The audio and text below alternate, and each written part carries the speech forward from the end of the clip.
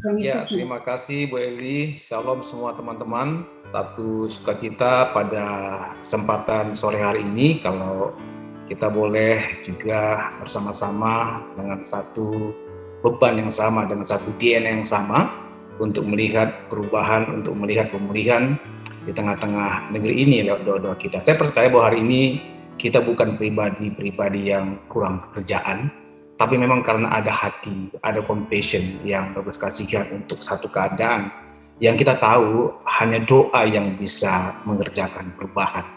Dan saudara, seberapa kita yang sudah hadir pada kesempatan Zoom sore hari ini, sebagian saudara sudah mengenal saya dan saya juga sebagian sudah mengenal saudara, namun sedikit saja supaya kita saling mengenal di antara kita, izinkan saya untuk memperkenalkan diri sejenak saja ya. Ini nama saya Aristarkus Joel Tarigan. Saya sering dipanggil dengan Pak Aris ya, atau sering juga dipanggil dengan Pak Tarigan ya.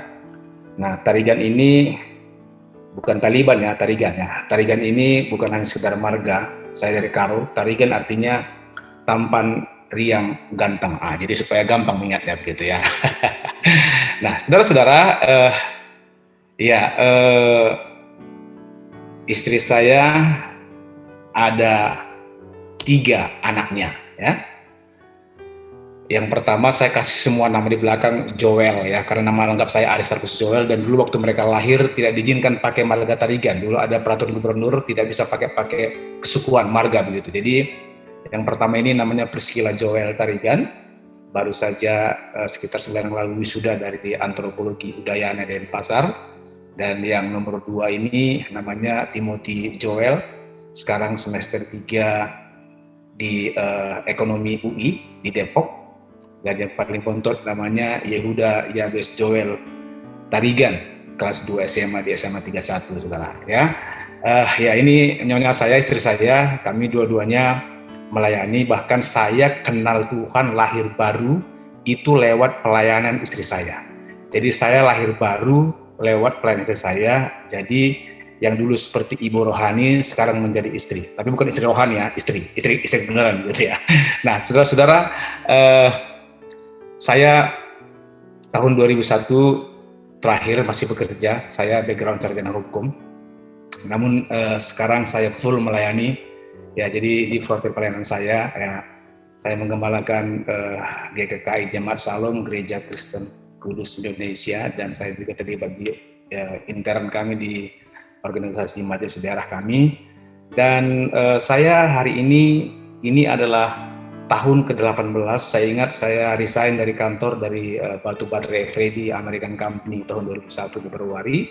Lalu saya mulai terlibat di dalam pergerakan doa di Jakarta Utara mulai. Dan sekarang saya terlibat di tim Pasnas JDN dan juga salah satu penyusun materi training untuk fasilitator. Nah, jadi sekarang saya full dengan istri melayani dan tidak ada lagi aktivitas yang lain kecuali melayani Tuhan. Jadi dulu saya lama sebelum full time melayani, saya bekerja dan saya memang background sarjana hukum Bapak Ibu, dan saya merasa bahwa saya perlu sekolah lagi, dan saya akhirnya mengikuti pendidikan formal teologi ya, untuk menyelesaikan dan untuk mengupgrade diri. Nah, baik, sore hari ini saya percaya bahwa semuanya kita menjadi pribadi yang rindu dengan satu kualitas. Hari ini tidak terlalu penting juga berapa kita yang hadir di Zoom ini, tetapi Tuhan mau menginginkan kita menjadi intercessor, menjadi pendoa-pendoa yang berkualitas. Nah, makanya saya buat judul renungan pada hari ini kepada kita sekalian dengan judul kualitas seorang pendoa. Nah, berbicara mengenai kualitas itu berbicara mengenai mutu. Berbicara mengenai kualitas, ini berbicara mengenai apa yang kita banyak gunakan, dengan siapa kita paling banyak bergaul, dan nanti akan kelihatan bagaimana mutu yang akan keluar sebagai pendoa. Nah, saudara-saudara, saya akan ambil satu kisah dalam Alkitab yang luar biasa. Saya suka juga karena kebetulan pun hari ini kebanyakan di antara teman-teman adalah kaum wanita, kaum perempuan. Saya akan baca satu bagian firman Tuhan. Ini ayat bagaimana kualitas seorang pendoa yang melahirkan sesuatu, yang menerima jawaban daripada Tuhan. Diambil dari Matius 15 ayat 21 sampai dengan 28. Saya sudah kutip ayat-ayatnya. Nah, saudara-saudara, dikatakan di dalam Matius 15 21 sampai dengan 28. Lalu ini judul perikopnya perempuan Kanaan yang percaya. Jadi hari ini sebelum kita akan baca ini, Tuhan tidak pernah melihat latar belakang kita, dari mana kita ada, termasuk bagaimana status kita, dari mana pendidikan kita, apa yang kita punya, enggak. Tapi hari ini Tuhan yang satu yang dia lihat, apakah kita mempercayai dia dengan sepenuh hati kita, segenap hati kita, untuk mengerjakan sesuatu bagi kita yang manusia tidak bisa kerjakan. Alkitab berkata, Matius 15, 21, 28, 21, lalu Yesus pergi dari situ dan menyingkir ke daerah Tirus dan Sidon. Maka datanglah seorang perempuan Kanaan dari daerah itu dan berseru, kasihanilah aku ya Tuhan, anak Daud, karena anakku perempuan kerasukan setan dan sangat menderita. Coba kita imajinasikan sebentar apa yang sedang dialami oleh seorang perempuan Kanaan ini, yang mana anak yang dia cintai tentunya mengalami satu penyakit yang tidak umum, penyakit yang tidak lazim. Nah, saya dikatakan, waktu dia teriak kepada Yesus minta tolong, kasihanilah aku ya Tuhan, anak Daud, karena anak perempuan kerasukan setan dan sangat menderita. Nah, waktu dia berteriak, tetapi Yesus sama sekali tidak menjawabnya. Lalu murid-muridnya datang dan meminta kepadanya, suruhlah ia pergi, ia mengikuti kita dengan berteriak-teriak. Coba lihat kualitas seorang perempuan yang luar biasa ini. Waktu dia teriak, Yesus belum menjawab. Dengan kata lain, Yesus masih berdiam, belum ada satu kata pun, satu kalimat pun yang keluar dari mulutnya. Di tengah-tengah Yesus belum memberikan satu jawaban kepada perempuan ini, lagi-lagi murid-murid menyuruh gurunya supaya perempuan ini diusir saja. Supaya perempuan ini disuruh pergi saja, karena dia sepertinya mengganggu. Dengan apa? Dengan teriakan-teriakan yang dia sampaikan. Nah, saudaraku, ketika perempuan ini berteriak, lalu Yesus belum menjawab, lalu murid-murid menyuruh gurunya untuk mengusir perempuan ini. Nah, sekarang Yesus mulai buka mulut, Yesus mulai buka suara. Apa statement yang warna merah ini? Apa statement yang dari Yesus sampaikan? Jawab Yesus, aku diutus hanya kepada domba-domba yang hilang dari umat Israel. Ini luar biasa sekali. Artinya ketika ada orang Kanaan yang percaya datang, Yesus seolah-olah tidak peduli dengan orang itu, seolah-olah ya, bukan benar-benar, seolah-olah tidak peduli dengan perempuan yang sedang mengalami beban yang berat ini, sampai dia bilang, aku diutus hanya kepada domba-domba yang hilang dari Israel. Dengan kata lain, aku diutus bukan untuk orang Kanaan, bukan untuk bangsa-bangsa yang lain. Aku diutus hanya kepada orang Israel yang hilang. Lalu apa jawaban? Daripada perempuan ini? Ini luar biasa sekali. Waktu Yesus bilang aku hanya untuk orang Israel yang hilang, perempuan ini bilang begini, tetapi perempuan itu mendekat dan menyembah dia sambil berkata, Tuhan, tolonglah aku. Nah, lalu Yesus bicara lagi, lalu Yesus lanjutkan lagi yang keluar dari mulutnya. Tetapi Yesus menjawab, tidak patut mengambil roti yang disediakan bagi anak-anak dan melemparkannya kepada anjing. Wow, perempuan ini hampir disamakan sederajat, selevel dengan RW Manado begitu ya, dengan anjing yang dikatakan tidak patut. Oleh perempuan ini seolah-olah mengalami satu derajat yang direndahkan, saudaraku. Tapi apa yang terjadi? Ini kualitas seorang pendoa ini luar biasa sekali. Ayat 27, kalaupun direndahkan, kalaupun tadi dikatakan aku hanya untuk orang Israel yang hilang, Alkitab berkata, tetapi kata perempuan itu benar Tuhan, namun anjing itu makan remah-remah yang jatuh dari meja tuannya.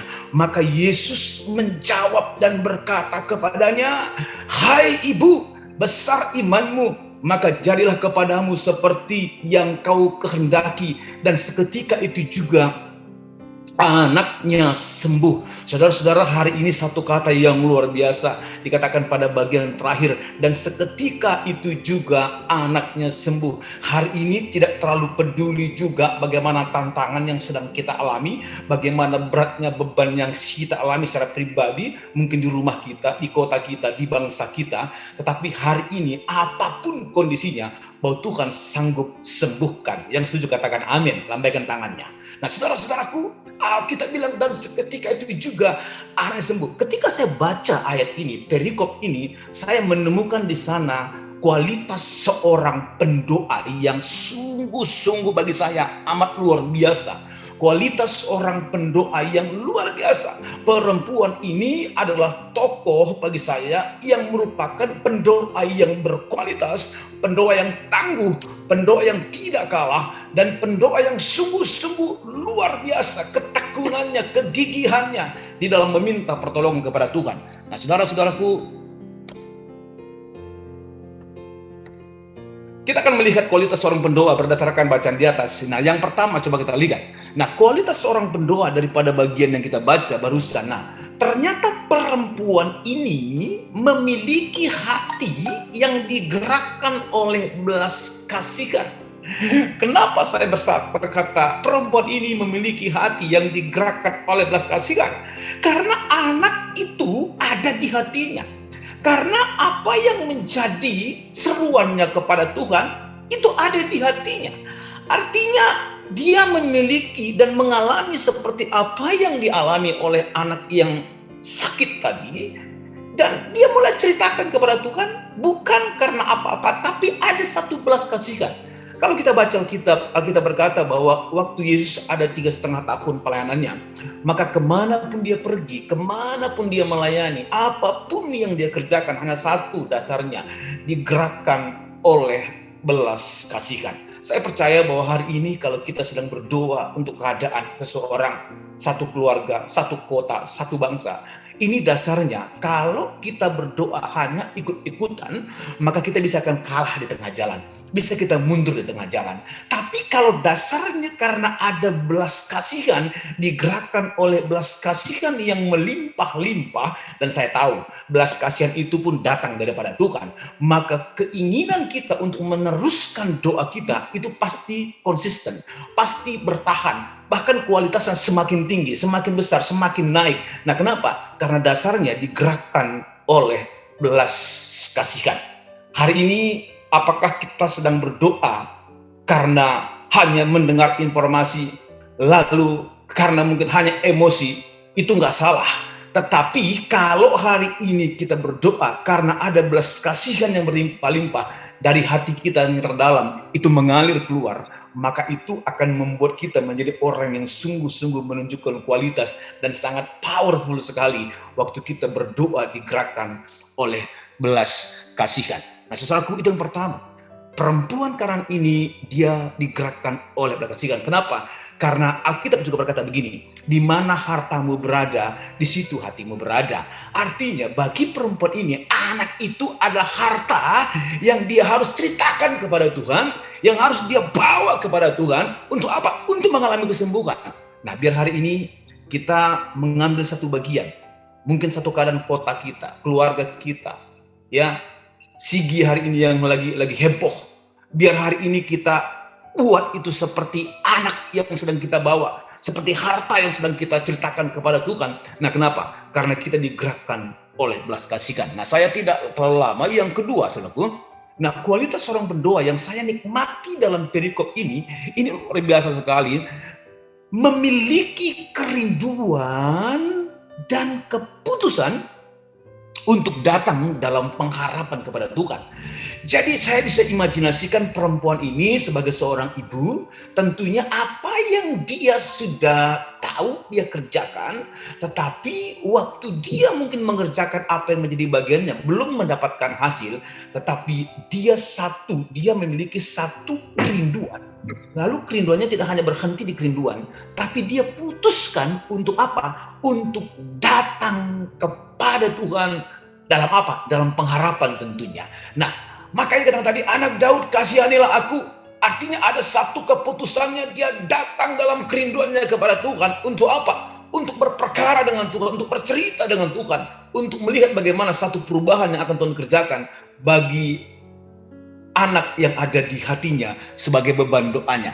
Nah, kalau kita baca pada bagian ini, bukankah kalau kita lihat bagaimana satu juga kisah di dalam Alkitab, dalam Lukas 18 ayat 1-8, ada seorang perempuan, ada seorang janda di sana dikatakan. Judul perikop itu perumpamaan hakim yang lalim, tapi itu nasihat tentang doa. Dikatakan dalam Lukas 18 itu ada seorang ibu janda yang dirampas haknya, yang mungkin dia ditipu, yang mungkin dia dibodoh-bodohin, lalu dia datang kepada hakim. Dan dia bilang, hakim, bela perkaraku terhadap lawanku. Hakim bilang begini, ibu, jangan ganggu aku. Udah, pulang saja dulu, pulang, jangan ganggu aku banyak kerjaan. Kalau orang Medan bilang, aku repot, jangan recokin aku, ibu pulang aja. Nah, saudaraku, kemudian ibu ini pulang ke rumah. Tapi besok, dia datang lagi. Untuk apa? Bercerita lagi, minta lagi pertolongan. Hakim belum menjawab, lalu ibu ini pulang lagi. Besok dia datang lagi, hakim belum menjawab, belum membela haknya. Tapi ibu ini satu gambaran adalah orang yang tetap punya kerinduan sekali belum dijawab, dan tetap punya keputusan yang datang kepada yang tepat. Untuk apa? Untuk minta pertolongan. Jadi hakim setiap hari bilang, jangan ganggu aku banyak pekerjaan, jangan ganggu aku sibuk. Perempuan ini datang, lalu pulang, besok datang. Akhirnya apa yang terjadi? Kalau kita baca ayat ini, bukankah perempuan ini mengalami jawaban doa? Bukankah perempuan janda ini, ibu janda ini mengalami yang namanya apa yang menjadi haknya selama ini, akhirnya dibela oleh seorang hakim yang lalim itu. Nah, kalau kita lihat bagaimana kisah itu kan nasihat tentang doa yang tidak jemu-jemu. Nah, kenapa? Karena ada kerinduan, karena ada keputusan. Nah, saya percaya kerinduan ini berbicara mengenai rindu berjumpa dengan Tuhan dan ceritakan, punya keputusan, rindu untuk menceritakan kepada Tuhan apa yang sedang dialami. Nah, saudara-saudaraku, yang ketiga, yang pertama tadi, bagaimana si perempuan ini memiliki hati yang belas kasihan, ada compassion di sana, dan yang kedua kerinduan dan keputusannya untuk datang kepada Tuhan.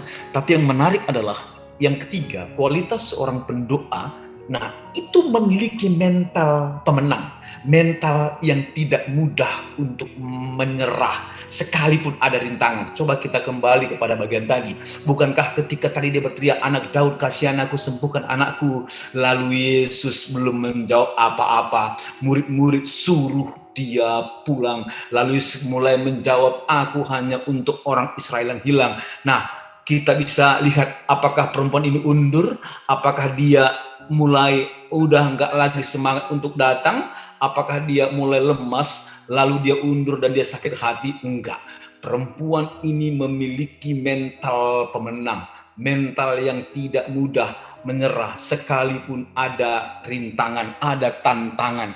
Murid-murid bilang, guru, berisik dia dari tadi. Ya, bukan berisik ya, berisik dia dari tadi. Suruh saja dia pergi. Tapi apakah perempuan ini pergi? Tidak.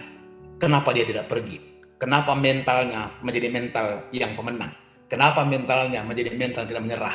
Karena dia tahu kepada siapa dia datang, dan dia tahu kepada siapa dia berharap, dan dia tahu orang yang dia berharap itu yang mampu. Nah, kenapa? Karena sudah terlalu banyak didengar oleh perempuan ini kisah pelayanan yang sangat spektakuler yang dilakukan Yesus, tentang pelayanan yang sungguh-sungguh mengagumkan, mencengangkan, ada banyak mukjizat. Nah, saudaraku, hari ini tantangan apa yang sedang kita alami? Mungkin hari ini sedang ada tantangan dalam usaha kita, mungkin di dalam keluarga kita, dalam kesehatan, dalam finansial kita hari ini. Ayo, tantangan itu bukan membuat kita kalah. Rintangan itu bukan enggak membuat kita move on. Harus tetap makin hari makin move on dengan Tuhan. Memiliki iman yang minimal, bertahan sekalipun ada tantangan. Dan belum melihat jawaban, lanjutkan iman, ya, dilanjutkan iman yang semakin bergerak ke depan, semakin besar, semakin tinggi. Nah, saya percaya bahwa hari-hari ini sering sekali juga musuh kita, iblis, mengecoh kita dengan persoalan yang kita punya, dengan persoalan yang di bangsa ini punya, di kota ini punya, yang membuat kita nggak lagi memiliki roh doa, nggak lagi memiliki semangat untuk berdoa.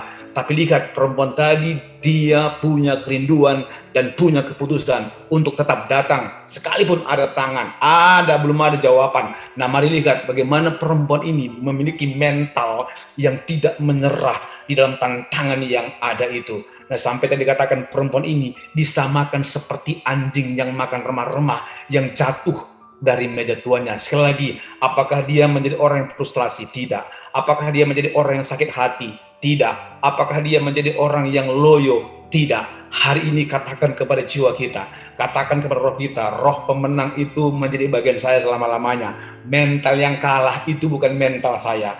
Mental yang keok itu bukan mental saya. Saya memiliki mental pemenang. Kenapa? Karena Alkitab yang berkata bahwa kita ini lebih daripada pemenang. Dan sekalipun hari ini sedang dihadapkan dengan satu keadaan yang berat, saya berkata begini, di tengah-tengah padang gurun sekalipun Tuhan tetap menyemangati kita.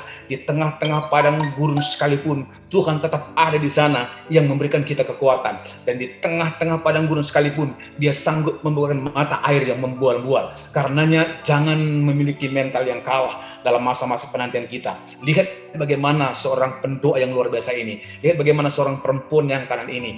Dia tidak hanya memiliki belas kasihan, dia tidak hanya memiliki kerinduan dan keputusan datang kepada Tuhan, dia juga memiliki mental pemenang. Mental yang tidak mudah kalah atau tidak mudah menyerah. Nah, saudara-saudaraku, saya bisa bayangkan ketika tadi dikatakan aku hanya diutus kepada orang Israel yang hilang, dengan katanya bukan orang Kanaan. Nah, ini kan sedikit kan mengecewakan secara manusia.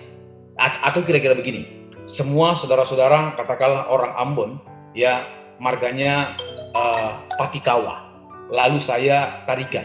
Kemudian saya bilang begini, anak Daud, kasih anakku, sembuhkan anakku, saya bilang, atau sembuhkan ini, pulihkan ini. Tiba-tiba saya bilang begini, sorry, aku hanya diutus kepada marga Patikawa dari Ambon, bukan kepada marga Tarigan dari Tanah Karo. Kira-kira kalau sebagai manusia pasti bisa kecewa, pasti bisa agak loyo. Kenapa? Karena seolah-olah Tuhan itu membeda-bedakan. Tapi saya lihat bagaimana kualitas seorang pendoa yang dimiliki oleh perempuan ini. Dia tidak memiliki mental yang kalah. Nah, saudaraku yang keempat, ini luar biasa. Nah, mari lihat, saudaraku, perempuan ini ternyata memiliki kualitas rohani yang teruji, memiliki kualitas kedekatan yang teruji, memiliki kualitas iman yang teruji. Nah, kenapa? Karena waktu dikatakan tadi di ayat 25 dikatakan begini, atau saya baca ayat 24, jawab Yesus, aku diutus hanya kepada domba-domba yang hilang dari umat Israel. Ayat 25 bilang begini, tetapi perempuan itu mendekat dan menyembah Dia sambil berkata, Tuhan tolonglah aku. Kata mendekat ini berbicara mengenai kata keintiman. Kata mendekat ini berbicara mengenai kualitas yang teruji. Kata mendekat ini berbicara bagaimana sudah makin dekat, makin lekat, makin erat. Nah, kalau tadi siang yang pertama tadi anak Daud, kasihannya aku, sembuhkan anakku, mungkin dia berteriak dari 10 meter atau mungkin dari 5 meter. Nah, tapi kalau kita lihat pada ayat yang ke-25, tetapi perempuan itu mendekat dan menyembah Dia sambil berkata, Tuhan tolong aku. Ini teriakannya bukan lagi di dalam 5 meter. Nah, kenapa? Karena Alkitab berkata, dikatakan mendekat dan menyembah, artinya closer and then bow down. Dia makin dekat lalu sujud di kaki Yesus, lalu dia mulai semakin nyaring teriakannya dan berkata, Tuhan tolonglah aku. Ini berbicara mengenai apa? Ini berbicara mengenai keintiman. Seorang pendoa, kalau kita tidak memiliki keintiman yang konstan dengan Tuhan, keintiman yang terpelihara dengan Tuhan, saudara bisa akan khawatir. Saudara bisa akan mulai undur. Saudara bisa nggak lagi teruskan doanya. Kenapa? Karena kita bilang gini, udah capek aku berdoa, udah sekian lama berdoa, Tuhan belum kasih. Udah puluhan tahun, Tuhan belum kasih. Nah, saudara kan luar biasa. Perempuan ini ternyata waktu dia belum mengalami jawaban, Alkitab berkata dia mendekat dan menyembah. Kata mendekat dan menyembah dalam bahasa aslinya itu proskuneo. Proskuneo itu, makanya kalau teman-teman gereja Bethel, ada sekolah pujian firman dan musiknya ada di Bandung, proskuneo namanya. Proskuneo artinya sama seperti anjing yang menjilat tangan tuannya. Wow, perempuan ini dia mendekat kepada Yesus, lalu dia sujud. Nah, kata sujud sama dengan teman-teman kita keturunan Ismail yang sedang berdoa. Kata sujud, saudaraku, ini jidat sampai ke tanah, ke sajadah. Ini sampai ke tanah. Lalu hatinya naik ke atas. Jadi posisi tubuh pun, pikirannya sudah mulai takluk. Pikirannya sudah mulai di bawah. Tapi hatinya yang naik. Biar hari ini waktu kita mengalami masa-masa sukar kita, bukan pikiran kita yang dominan. Pikiran ini harus di bawah, takluk. Pikiran ini harus memang di bawah, takluk. Tapi hati kita yang makin naik kepada Tuhan. Sehingga kita pun mengalami namanya proskuneo. Kita mengalami yang namanya mendekat dan menyembah kepada Tuhan. Ini kualitas rohani yang bagi saya yang luar biasa. Coba tadi kalau misalkan guru atau Yesus bilang gini, tadi kan dikatakan nggak pantas anjing yang makan remah-remah jatuh dari meja tuannya. Coba kalau misalkan perempuan bilang gini, jangan sembarang ngomong dong. Kalau benar gua anjing, gua gigit lu. Nggak gitu. Tapi perempuan ini apapun kata Yesus, kelihatan sekali kualitas yang teruji. Seorang pendoa kalau nggak mengalami kualitas yang teruji, saudara bisa undur ya. Saya percaya semua kita punya keadaan, punya persoalan. Kota kita punya persoalan, ya. Tapi apakah kita dipengaruhi oleh dunia luar? Mestinya kita nggak gitu. Mestinya kita akan dipengaruhi oleh keintiman kita dengan Tuhan. Dan kualitas rohani ini tidak akan pernah terjadi kecuali kita spend time dengan Tuhan. Kecuali kita bangun hubungan dengan Tuhan. Kecuali kita bayar harga. Nggak ada yang gratisan. Bayar harga dengan Tuhan. Nah, saya semenjak pandemi ini bukan gak ada masalah. Banyak persoalan. Tapi saya rasa masa-masa pandemi ini, saya mengalami kehadiran Tuhan di hidup saya. Saya mengalami ada level rohani yang berbeda. Nah, kenapa? Karena masalah kita itu bukan membuat kita mengalami degradasi. Masalah kita itu bukan membuat kita mengalami degradasi secara rohani. Tapi masalah kita justru itu akan membawa kita mengalami kualitas rohani di dalam Tuhan. Nah, kenapa? Karena salah satu promosi daripada Tuhan itu lewat persoalan. Nah, saudaraku, tadi saya cerita anak saya yang paling besar sekarang sebulan yang lalu baru wisuda. Dan saudaraku, ini sudah 3 bulan, tiba-tiba dokter diagnosa dia kena autoimun. Dan memang sekarang dia belum sempurna bisa berjalan. Dan lalu sebagai orang tua tentunya saya pasti bawa ke dokter ya. Selain berdoa pasti bawa ke dokter. Dan saya sudah melakukan semua apa yang saya bisa. Dokter sudah minta 3 kali di MRI. Tulang punggung, leher, kepala. Lalu diambil juga cairan otak untuk periksa. Udah dilakukan. Lalu di EMG. Lalu ada banyak pemeriksaan darah. Lucunya semua hasilnya hampir normal. Dan hanya satu yang kelihatan di hasil labnya, bahwa anak itu jenis indikasi autoimunnya memang 1/1000. Jadi dia memang secara medis dia kena autoimun, tapi dokter sampai hari ini tidak tahu jenis autoimun yang diderita oleh anak saya yang paling besar ini. Ini baru saya tamat kuliah. Secara manusia, apakah saya nggak mengalami goncangan? Saya mengalami goncangan, saya jujur. Tetapi saya tidak mau persoalan ini yang membuat saya nggak mengalami kualitas yang teruji di dalam Tuhan. Nah, kenapa? Karena saya mengerti, di padang gurun pun Tuhan ada.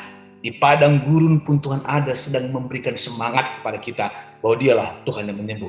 Bukankah kalau kita tadi baca kisah ini, terakhir dikatakan, "Hai ibu, besar imanmu, maka jadilah kepadamu seperti yang kau inginkan." Maka seketika itu juga anak itu menjadi sembuh. Artinya, ada jawaban yang tersedia.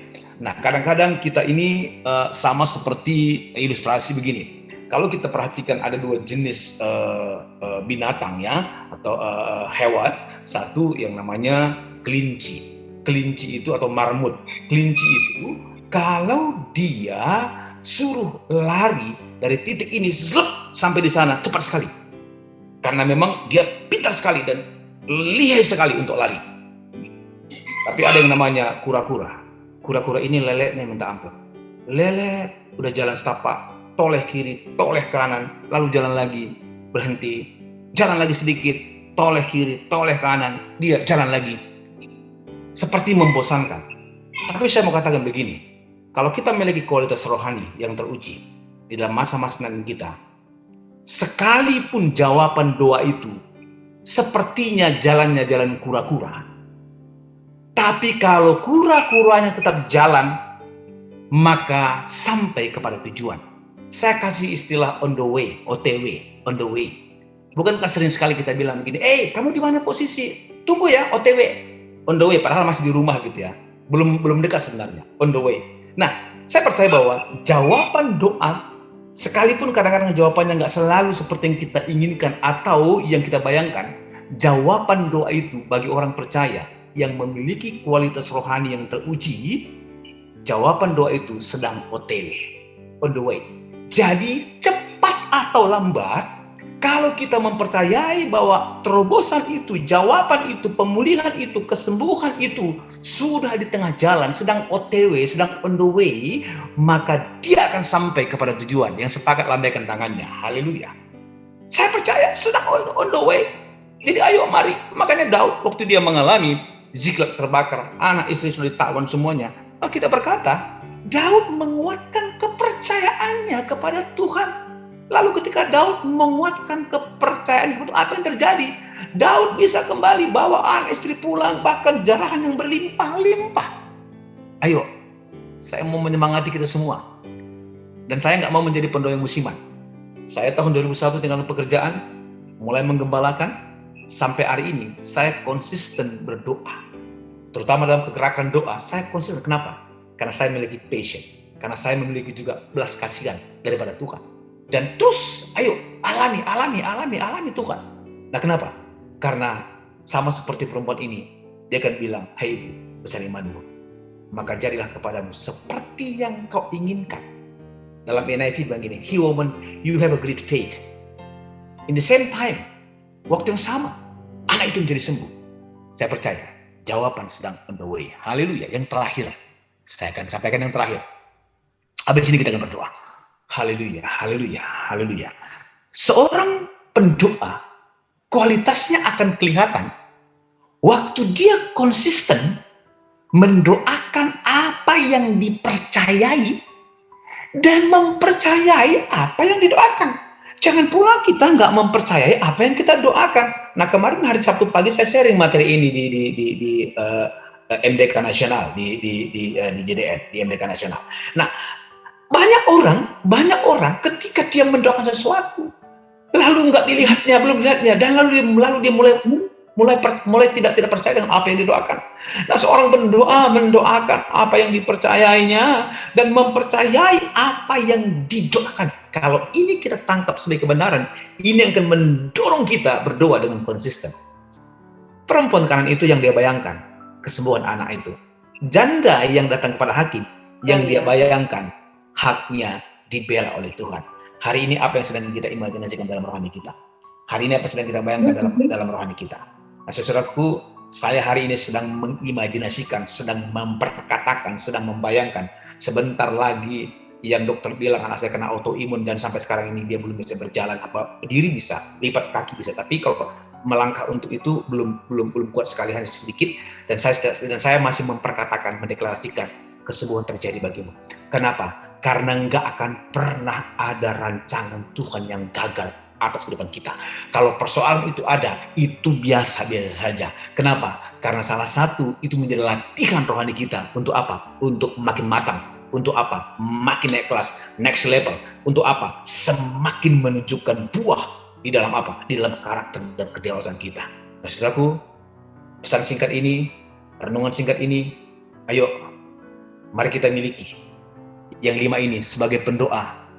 Dan kalau kita lihat, ada satu ayat yang sangat powerful bagi saya.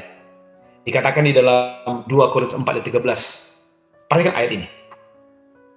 Ini dikatakan dalam 2 Korintus 4:13. Namun karena kami memiliki roh iman yang sama. Jadi seorang pendoa harus memiliki roh iman. Dari mana? Dari Tuhan. Seperti ada tertulis. Aku percaya. Coba kita baca sama-sama. Aku percaya, sebab itu aku berkata-kata. Jadi ciri orang percaya, ciri orang yang mendoakan apa yang dia percayai dan mempercayai apa yang dia doakan, orang itu harus berkata-kata. Berkata-kata apa? Berkata-kata deklarasi, berkata-kata nubuatan, berkata-kata bahwa Tuhan akan kerjakan, berkata-kata bahwa sudah ada di tengah jalan, sudah on the way jawaban itu. Jadi ciri orang yang percaya itu berkata-kata. Jadi nggak ada orang yang diam. Nah, ciri orang percaya, dia akan declare terus, proclaim terus bahwa Tuhan sedang bekerja. Dan saya percaya kepulangan saudara kita yang sekarang ini lagi heboh juga di Indonesia, diizinkan Tuhan juga itu. Dan saya lihat bagaimana hari ini di mana-mana orang berdoa, ya. Saya juga bersyukur, saya juga terhubung juga dengan pernah juga bertemu dengan Pak Lut. Saya berdoa dengan di Euro for Christ karena JDN juga digandeng ke sana untuk berdoa. Saya lihat bagaimana teman-teman, dan hampir setiap hari itu 2-3 kali saya seperti ini dari rumah, ya, 2-3 kali Zoom berdoa, hampir 2-3 kali satu hari itu pasti ada. Dan ada satu atmosfer doa sedang dibangun. Nah, kenapa? Karena memang hari-hari ini perlu kita mengalami level yang berbeda. Jadi mestinya memang semua hari-hari ini, dalam masa-masa pandemi ini, kualitas kita harus semakin nyata. Lalu berkata begini, sebab itu aku berkata-kata, maka kami juga percaya, dan sebab itu kami juga berkata-kata. Jadi ciri-ciri orang percaya, mulutnya nggak diam. Deklarasikan terus, berkata-kata terus. Jadi di sini aku percaya, aku berkata-kata, kami percaya, kami berkata-kata. Ini berbicara mengenai apa? Secara pribadi, ayo perkatakan terus sesuatu, Tuhan kerjakan. Secara korporat, secara jamak, secara plural, mari kita perkatakan di rumah kita bahwa Tuhan akan sedang mengerjakan sesuatu. Saya akan tutup. Nah, saudara-saudaraku, ayo miliki kualitas seorang pendoa berdasarkan bacaan yang kita baca pada hari ini. Yang pertama, digerakkan oleh belas kasihan. Kerinduan dan keputusan senantiasa datang kepada Tuhan. Yang ketiga, miliki mental yang tidak mudah menyerah. Miliki mental pemenang itu. Miliki mental juara itu. Yang keempat, ayo miliki kualitas rohani yang teruji, keintiman kita yang teruji di dalam keintiman dengan Tuhan. Dan yang terakhir, ayo mendoakan apa yang dipercayai dan mempercayai apa yang didoakan. Saya percaya semuanya Tuhan sedang nantikan kita menjadi orang yang memiliki kualitas sebagai intercessor. Mari kita tunduk kepala sebentar, kita akan berdoa. Horapataka sakarala namanya san. Bapa, firman-Mu sudah dilepaskan sore hari ini. Kami tahu bahwa firman itu firman yang berkuasa, yang sanggup mengubahkan. Kami tahu firman itu firman yang tak terbatas, yang sanggup bekerja melampaui apa yang kami pikirkan, apa yang kami doakan. Pada hari ini, semua kami yang terlibat dalam mesbah doa di MDK Banten pada sore hari ini, supaya semuanya kami memiliki kualitas sebagai intercessor. Hati kami digerakkan dan dipenuhi oleh belas kasihan. Kerinduan kami dan keputusan kami datang kepada Tuhan itu menjadi mutlak adanya. Lalu kami tidak menjadi pribadi yang gampang kalah sekalipun tantangan ada, sekalipun jawaban belum ada. So kami tahu sama seperti yang kami baca hari ini, dikatakan, hai ibu besar imanmu, maka seketika itu juga jadilah anak itu sembuh. Hari ini apa yang sedang kita nantikan? Ayo, yang keempat, miliki keintiman, deep intimacy with God. Ayo, miliki keintiman yang sungguh-sungguh. Dan kenapa? Karena lewat kualitas keintiman kita akan semakin lihat bagaimana karya Tuhan nyata, bekerja dan sempurna dalam kehidupan kita. Dan yang terakhir, ayo doakan terus apa yang kita percayai. Lalu percayai apa yang kita doakan. Supaya apa? Supaya kita akan melihat. Saudaraku, sering sekali kalau saya pergi ke satu tempat, ke kota-kota lain, mungkin waktu mengajar dari JDN atau mungkin ke bangsa-bangsa lain, sering sekali ketika saya turun mau landing dari pesawat itu, saya menangis. Nah, kenapa? Saya nggak mengatakan, oh bagus sekali Tuhan, enggak. Tapi ketika saya mau landing, saya lihat bagaimana daratan dari atas pesawat itu. Saya mulai menangis, saya mulai berdoa. Yang selalu saya katakan begini, Tuhan, aku lepaskan pengenalan akan Tuhan bagi daerah ini. Ada hati yang menjerit, ada hati belas kasihan.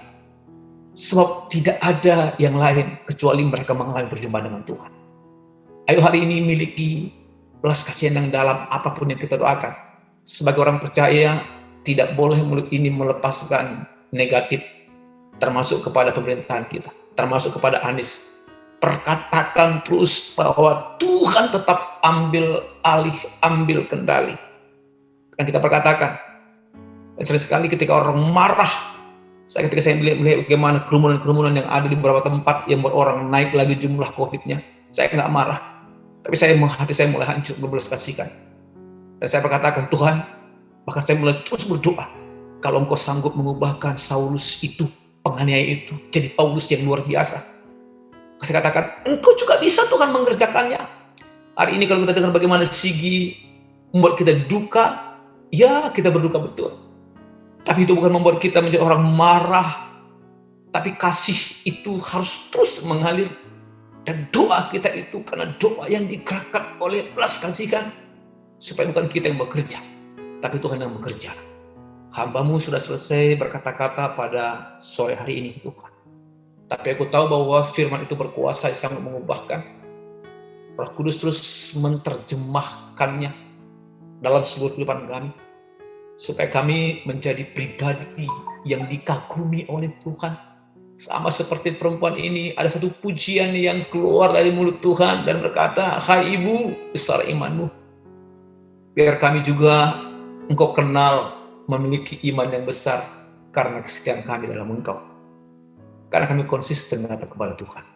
Meteraikan firman-Mu di dalam nama Yesus. Kami bersyukur, kami berdoa. Bersama-sama kita katakan, Amin.